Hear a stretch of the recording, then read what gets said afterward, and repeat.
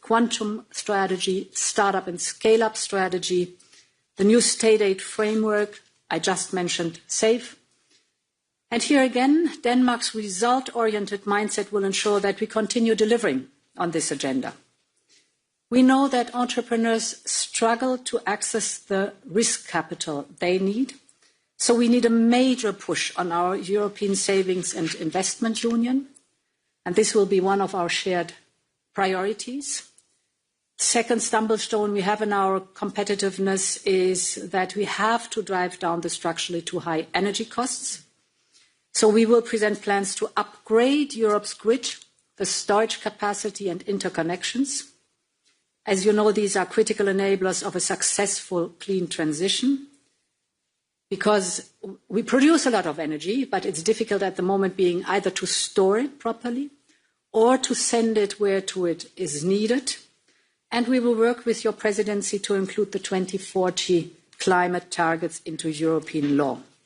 We presented them yesterday together with the enabling components. These 2040 climate targets will provide the predictability for business that they need to invest, and it will pave the way to climate neutrality by 2050. So we stay the course on our goals, but important for us is to be on our way, flexible, adaptable, and very pragmatic. So we count on the Danish presidency to progress our single market strategy, drive forward our simplification agenda. In our discussion, one commissioner said we sent one omnibus per month on the road this year. So we hope that we can have one omnibus per month getting to its destination so that the business sector really sees this is making a difference. That covers our European homework. Equally important, our global trade partnership. And this is my third point. As you know, the negotiations with the United States are ongoing as we speak. Commissioner Šefčovič is in Washington today. I just want to say we are ready for a deal. We want a negotiated solution. But you all know that at the same time we're preparing for the possibility that no satisfactory agreement is reached. This is why we consulted on a rebalancing list, and we will defend the European interest as needed. In other words, all the instruments are on the table. We are moving forward with our partners. So we want to see results during this presidency on our agreements with Mercosur, Mexico. Hopefully we have then by the end of the year, India. In today's economic landscape, Europe carries an important responsibility. Our responsibility is to champion a free and open and a fair trading system. Therefore, we fully support the reform progress of WTO, and in parallel, we pursue a structured cooperation with the CPTPP, these are the Pacific countries behind this abbreviation, to tap into the vast potential that is there of a rules-based trade. Fourth point is migration. We have a pact for asylum and migration, and that's good. Now we have to implement it, and we know that we need more to face the challenges we have. That's why we have worked on the operational side. So on one side is the legal part, the Pact for Migration and Asylum has to be implemented, but then we have the operational side. Under your presidency, we can make progress on our return proposal, on safe third countries concept and the safe countries of origin. And my fifth point, indeed, certainly not last but not least, is Ukraine. I'm very glad that later today we'll have the meeting with President Zelensky. You said rightly so, we have to put pressure on Putin that he comes to the negotiation table. Therefore, the 18th package of sanctions, one of the first deliverables in the Danish presidency. And yes, achieving a just and lasting peace in Ukraine remains the key priority, because Ukrainians are fighting not just for their sovereignty, but also for us, for our freedom, for our values. And we know that we can never match their sacrifices. But what we can do is stand united, determined, and resolute by Ukraine.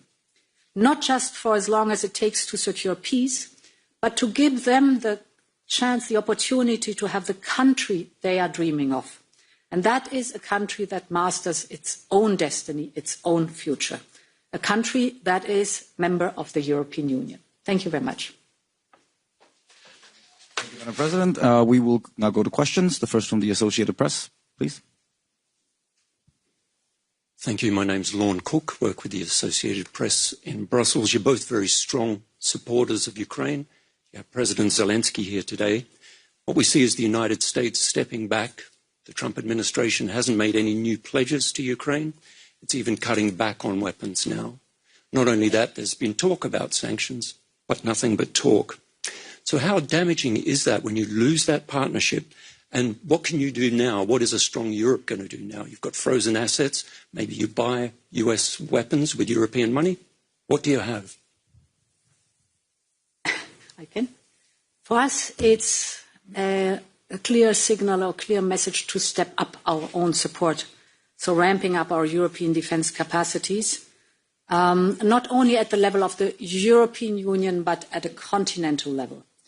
And as you know, we have already provided around about 50 billion euros of support in the military part, military equipment. Denmark has shown with its significant deliveries as of the start of the war how to do it, from a much needed artillery to F-16s, for example. I, for my part, can only recommend to use now SAFE. Here are 150 billion euros. The member states can take this money and either buy military equipment and give it to Ukraine, or they can take this money and invest it in the extremely efficient Ukrainian defense industry. President Zelensky told us that this defense industry, which is highly efficient, has a capacity where only 60% are being used, so there's room for more 40% of capacity to finance by our member states, for example, and SAFE is the instrument that is there.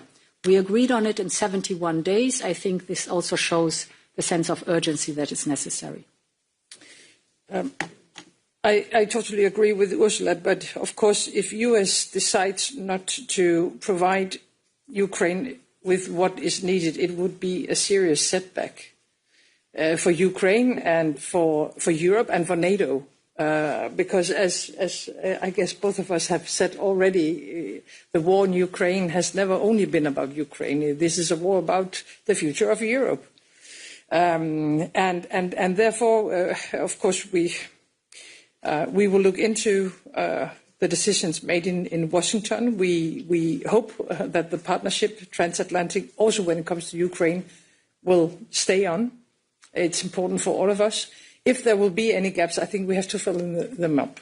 I mean, as Ursula just said, we have made this model a year ago, a bit more than a year ago now, to support production directly inside Ukraine. It's working very well. They are producing faster, better and cheaper than the rest of us. But I have to underline that they still have capacity. So we need also other European countries to finance more production inside Ukraine. At the same time, we are looking into, pulling production out of Ukraine to ensure that we can support Ukrainian production in other European countries, like here in Denmark. Secondly, sanctions, of course, on Russia is crucial. The enlargement process, it is extremely important. I am totally in favor of Ukraine being a member of NATO. Unfortunately, not all allies are supporting it. And therefore, it's even more important to ensure that they will be, as they should be, a member of the European Union. That is something we will, of course, engage in during our presidency. And then finally, you cannot win a war without the needed weapons and air defense systems on the battlefield and in the entire society. So there are a lot of ifs at the moment. There are a lot of talks about ceasefire and peace agreement. Until now, Ukraine has been willing to do everything. Russia, totally the opposite. Meanwhile, us as Europeans, we have to deliver what is needed on the battlefield. Thank you. We will go to the Danish Broadcasting Company. Danmarks Radio. Thank you. Ole Ryborg, Danmarks Radio. A question for Commission President von der Leyen. You have to deliver a roadmap on rearming Europe by October. We now see, to follow up on Lauren's question, that the Americans is not delivering the weapons necessary or promised to a war in Europe. Does that change the whole way that you look at the roadmap, not just to rearm Europe, but also that we have to ramp up European weapons production to deliver weapons to Ukraine in the future? And for Prime Minister Mette Frederiksen, again, the Americans restraining deliveries on weapons to Ukraine have re-entered the era where we in Europe need to make sure that we produce all arms and all military equipment ourselves because we can no longer rely fully on deliveries from the US. Thank you. So the roadmap where we have been tasked to deliver it for the European Council in October. The main purpose is that we have a structured, comprehensive approach to how delivering the surge of defense investment and spending. And the first thing that we do is we look at the capability gaps that we have mapped in the European Union. But of course, I will do this in close cooperation also with the capability gaps mapping of NATO. So we should put our notes next to each other, compare notes, and make sure that we have a clear oversight what is needed now.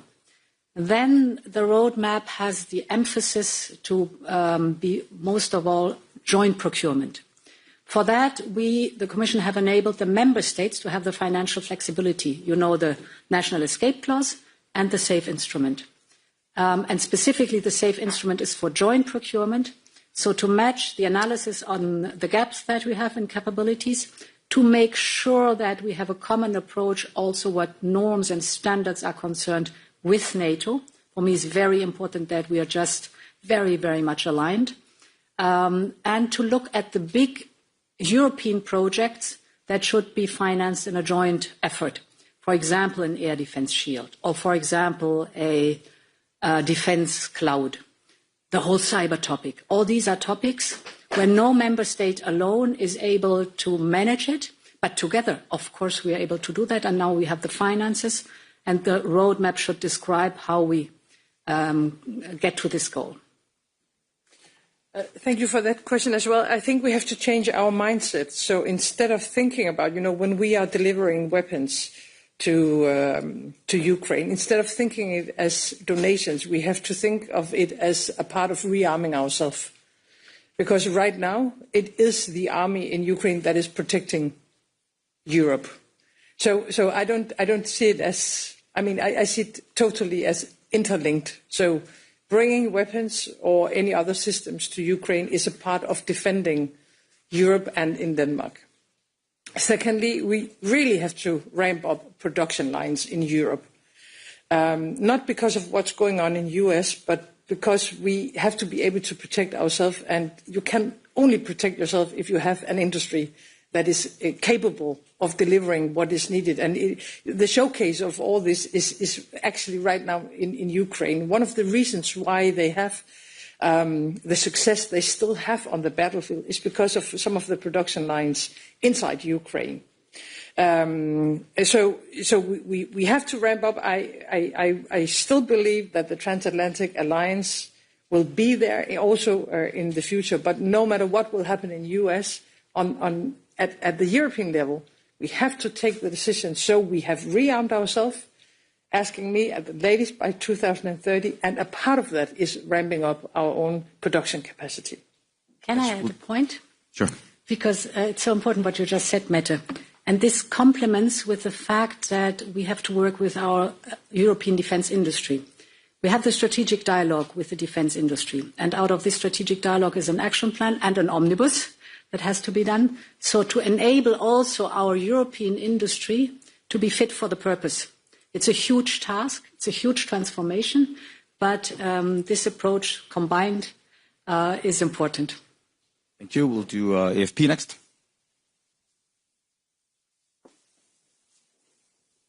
Hi, Camille Condessu from AFP. On trade, it seems that based on Commissioner Šefčovič's remarks and certain anonymous sources that the EU wants to first strike a political agreement with the Trump administration before the July 9th deadline and then hash out more specific details later. Is that what we should expect, and by when? Thank you. Yeah. As always in negotiations, you never know when they are successfully concluded. We are aiming at the 9th of July. It's a huge task because we have the largest trade volume globally between the European Union and the United States, 1.5 trillion euros, very complex and a huge quantity. Indeed, what we are aiming at is an agreement in principle. Because, such a volume in 90 days, an agreement in detail, impossible. An agreement in principle, that is also what the UK did, and as far as I'm informed, there are only 2 countries so far worldwide that have concluded with an agreement in principle. Thank you, TV2, and we have very short time, so please, it needs to be quick.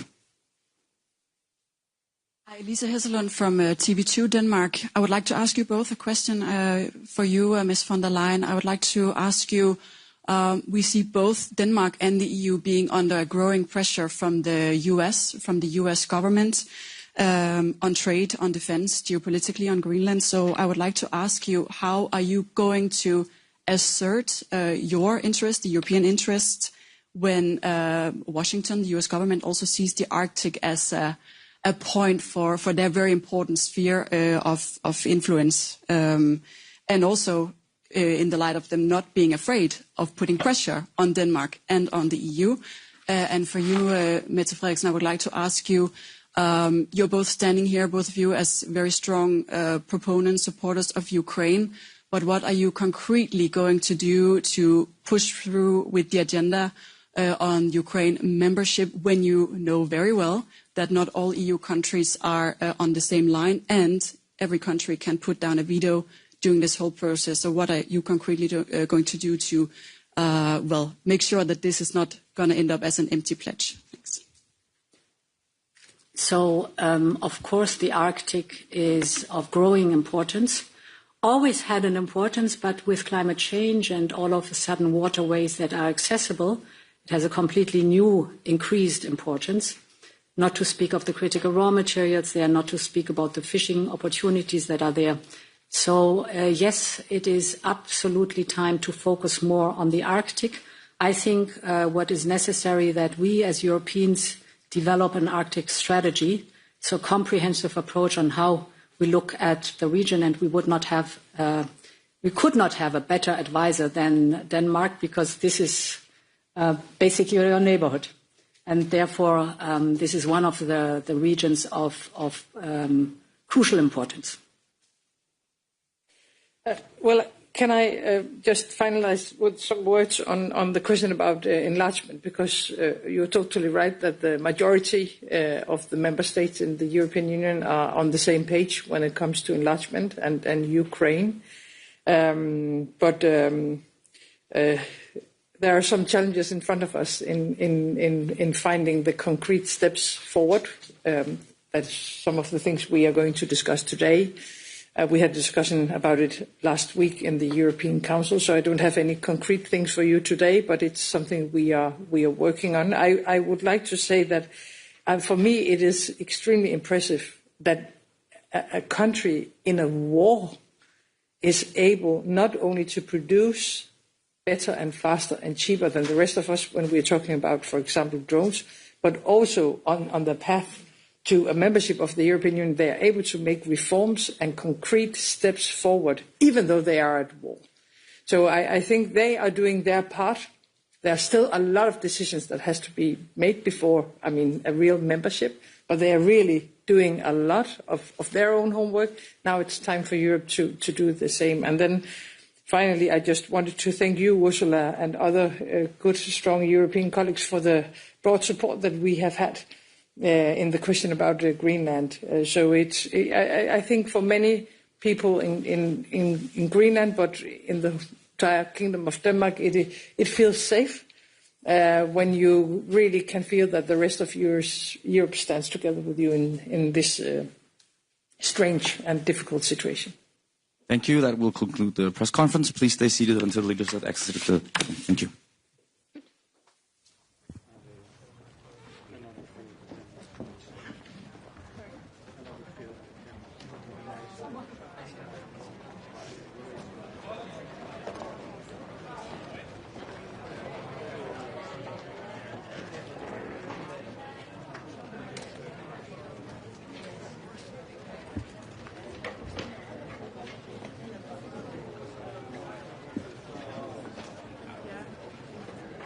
Gracias.